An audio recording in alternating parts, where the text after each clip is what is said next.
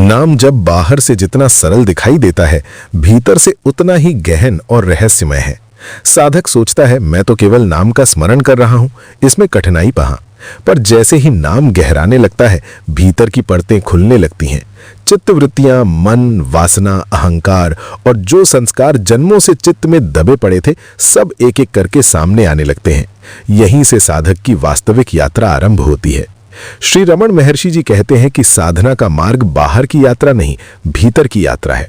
नाम जप उस भीतर के द्वार को खोलने की चाबी है, पर उस द्वार के बाद साधक को 3 रास्तों से होकर गुजरना पड़ता है। इन 3 रास्तों से बचा नहीं जा सकता। कोई तेज चलता है, कोई धीरे, कोई रुक रुक कर, पर हर सच्चे साधक को इन 3 अवस्थाओं का अनुभव अवश्य होता है।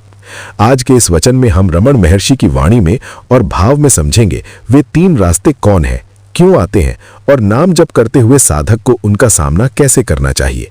ये केवल ज्ञान नहीं, बल्कि अनुभव की ओर ले जाने वाला संकेत है।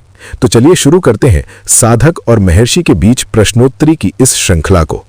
साधक ने प्रश्न किया कि महर्षि, मैं नाम जप करता हूं, पर कभी शांति मिलती है, कभी मन भटकता है और कभी ऐसा लगता है कि सब व्यर्थ है। क्या मेरा मार्ग गलत है? तब महर्षि ने शांत दृष्टि से देखा, कहा, मार्ग गलत नहीं है, तुम मार्ग के 3 द्वारों को पहचान नहीं पा रहे हो। साधक चकित हुआ, 3 द्वार? कृपा करके समझाइए, बताइए गुरुजी, वो कौन से 3 द्वार है?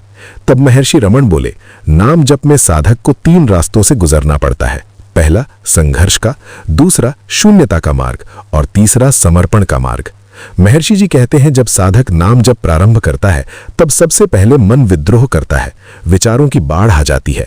पुरानी वासनाएं, इच्छाएं, स्मृतियां सब उफान मारने लगती हैं। साधक सोचता है कि नाम जप से तो शांति मिलनी चाहिए थी, फिर ये अशांति क्यों? यही संघर्ष का मार्ग है।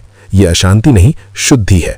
जैसे नदी की गंदगी ऊपर आकर बह जाती है, वैसे ही नाम जप से भीतर का कचरा ऊपर आता है। जो साधक इस चरण में डर कर रुक जाता है, वो लौट जाता है, पर जो टिके रहता है वही आगे बढ़ता है। साधक ने प्रश्न किया, भगवान, दूसरा मार्ग कौन सा है?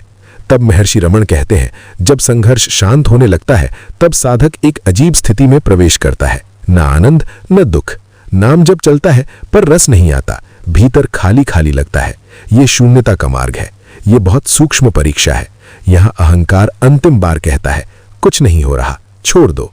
तब महर्षि रमण गंभीर रूप से कहते हैं, जो इस शून्य से डर गया वो पीछे लौट गया, और जो इस शून्य में टिक गया वही सत्य के द्वार तक पहुंच गया। साधक ने पुनः प्रश्न किया कि गुरुदेव, तीसरा मार्ग कौन सा है? कृपया उत्तर दीजिए। तब महर्षि रमण कहते हैं, सुनो साधक, जब साधक संघर्ष और शून्यता दोनों को पार कर लेता है, तब नाम जप स्वयं करने लगता है। तब मैं नाम जप कर रहा हूं, ये भाव मिटने लगता है। यही समर्पण का मार्ग है। यहां साधक नहीं रहता, केवल नाम रहता है। यही अहंकार गल जाता है और आत्मा प्रकट हो जाती है। महर्षि रमण कहते हैं, नाम जप का फल जल्दी या देर से मिलना महत्वपूर्ण नहीं है। महत्वपूर्ण यह है कि तुम इन 3 रास्तों से भागो मत। संघर्ष को स्वीकार करो, शून्यता में ठहरो और अंततः स्वयं को नाम के चरणों में समर्पित कर दो।